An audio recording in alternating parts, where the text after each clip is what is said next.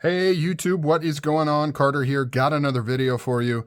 Thanks for taking the time to hang out with me and talk knives today. Really appreciate it. Any comments, love that you can throw my way.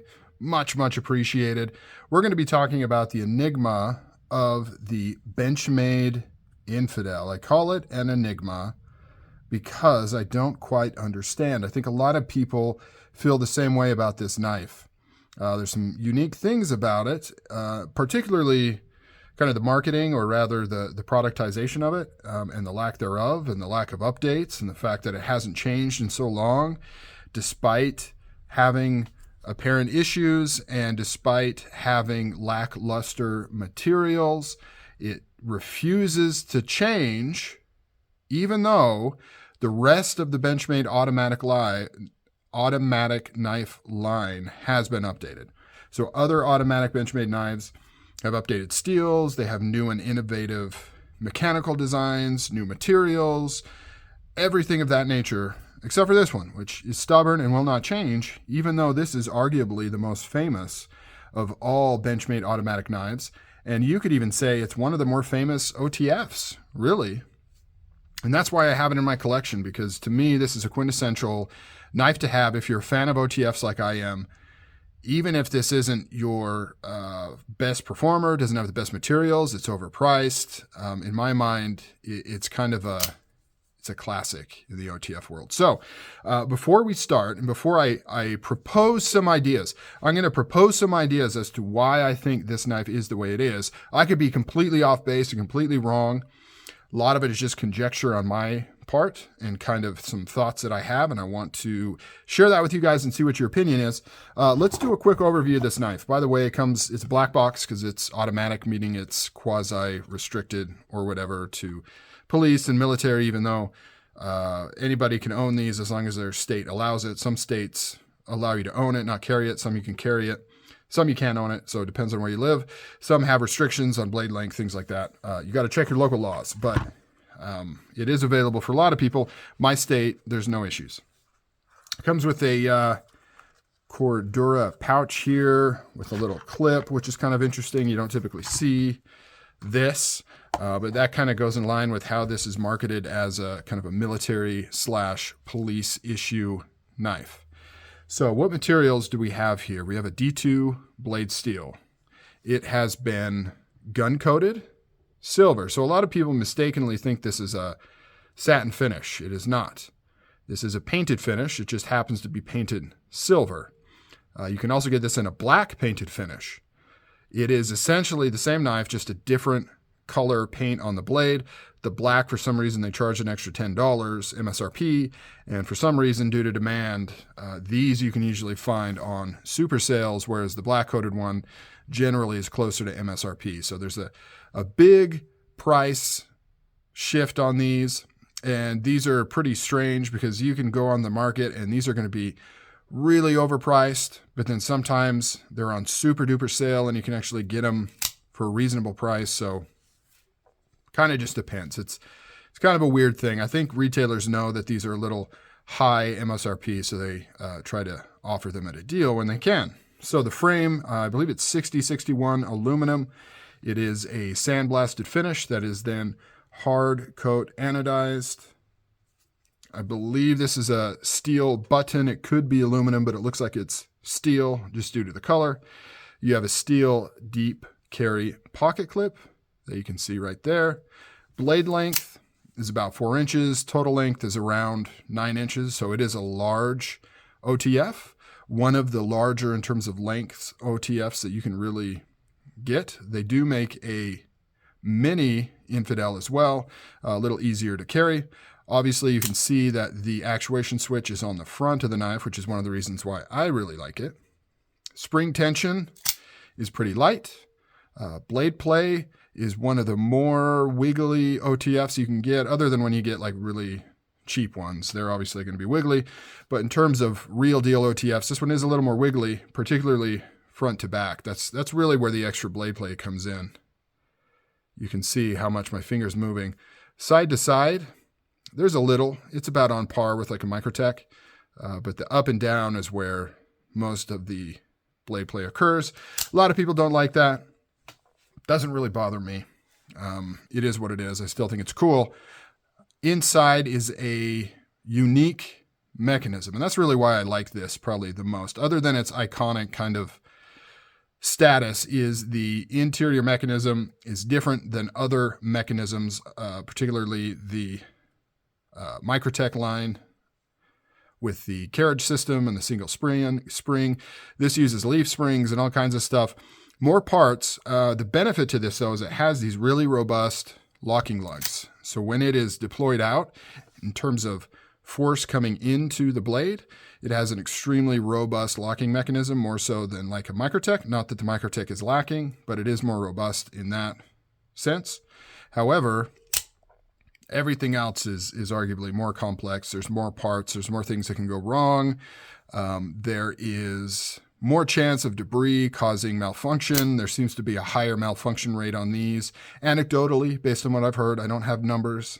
I have no idea how many knives go back to Benchmade that's different than the same number that would go back to Microtech in accordance to how they're used and carried.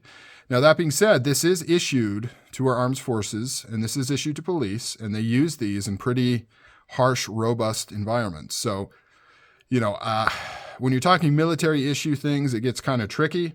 Just because it's military issued doesn't mean it's good. It means there's a contract in place and that the lowest bidder got that contract. Usually, they do have certain standards it has to meet.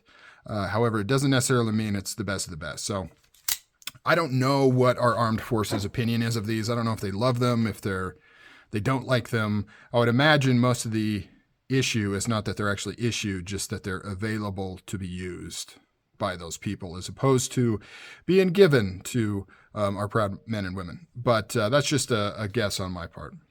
So let's get a weight on this, actually, before we continue on. So why do I think this knife is so, it is on the heavier side, 5 ounces for an OTF. OTFs are typically really light because they have so much aluminum in the body. As you can see here, though, this is actually a sandwiched piece of steel in the middle. So it's kind of a tri-fit piece, which also plays in with it being more complex. It is a little more difficult to take apart. There's more pieces there. So why has this not been updated? The rest of the Benchmade line has S30V, all kinds of cool steels, new innovative mechanisms. They get updated when there's issues. They probably would have tweaked the mechanism to fix maybe this lockup and this wiggle potentially if possible.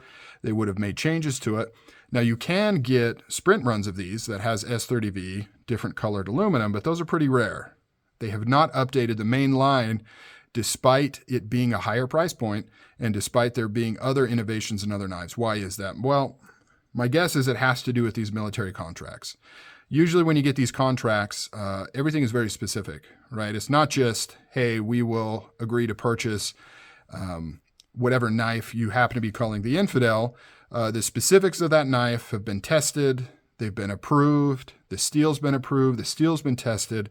The mechanism's been tested and approved. And those contracts are in place, and those are very, very lucrative, long-lasting contracts. I would imagine if Benchmade updated this knife, they would have to repropose and reapprove those contracts, which would be very expensive. They may not get that contract again, could cause all kinds of issues.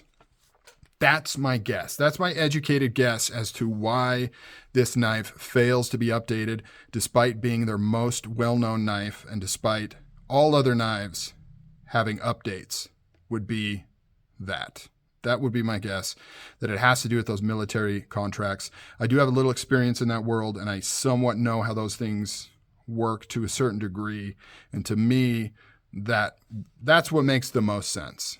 Now, so why would anybody want to purchase this? Well, first and foremost, it's cool. I like the way it looks. I love the way it looks. Some people hate the way it looks. Some people think the handle design is ugly. I think it's really cool. To me, the Hawk deadlock somewhat falls in line with this. It's a little more elegant than this, but similar look to this. And I know a lot of people like the look of the deadlock, and I think that carries over to this as well. Obviously, this came before the deadlock, but I think this is a very attractive design. If you watch my videos, you know I love the button placement on this side as opposed to the side. Something about it, just really like it. Really good fidgetability, really easy to open. If you've ever opened a Microtech, those can be very, very tough and stiff. Now, there is a reason for that. The stiffer the spring, the stronger the action. The stronger the action, the more likely it is to overcome obstacles, debris, lint, things like that. With double action OTFs, you got to keep in mind, this essentially isn't under any spring tension right now. It is a little bit, but really it's just keeping everything together. What actually propels the blade is the movement of the button. So when you push this button, that puts it under spring tension. It releases a little trap door, and it allows the blade to shoot forward.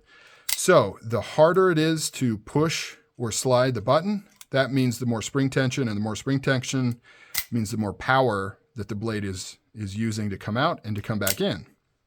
And in theory, that would mean that the stronger the spring tension, the more negative or the more friction that blade could successfully overcome to deploy.